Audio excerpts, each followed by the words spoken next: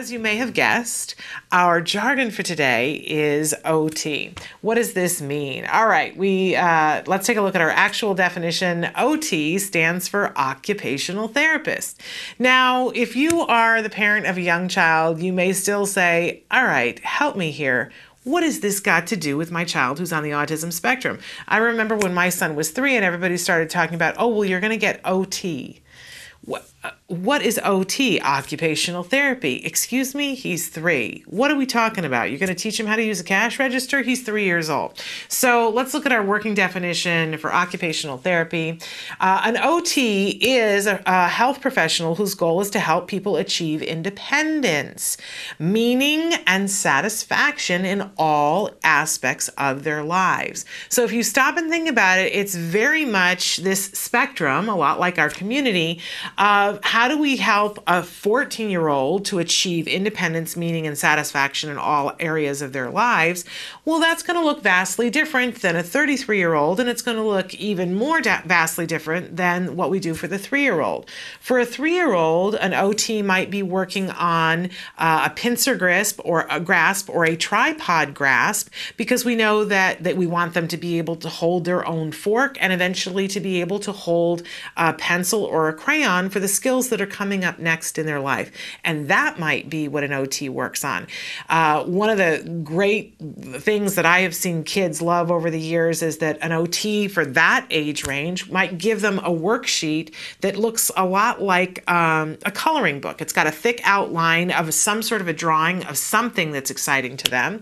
And they will give them an old-fashioned push pin, sit them down on a piece of carpet and say, poke holes all along the line, and then we're going to hold them up to the light so that you can see the shape coming through with light behind. Now, kids love this, but it builds that grasp that helps them to be able to achieve independence, meaning, and satisfaction in all aspects of their little 3-year-old lives, right? It's not the only thing they would work on, but they're going to take that grasp and they're going to be working on that with a fork and a spoon and a knife so that they're helping to feed themselves. And this grasp is also going to be able to help them to pull up a zipper when they get to the toileting phase, right? So those kinds of things, very important. Wouldn't be the only things that OTs are working on, but very important. Again, with a 14-year-old, an OT is going to work on things that are vastly different than that.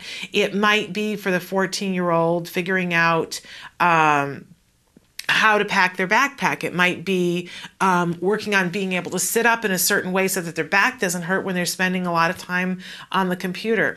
It might be helping them to be able to figure out and negotiate things that are specific to their individual lives, right? Because it gets much more open-ended when they get a little bit older. And again, if somebody's 33. But you can imagine that for each person, it should look different. So I always like to think of an OT as somebody who's got a very creative set of tools and that is a problem solver.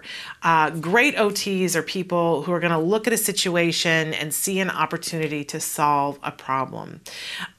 They can be very useful. So for our families who write in and say, does my child need OT? Really, honestly, I think any of us could benefit from some level of OT. And we know that most often schools are readily willing to give families OT services.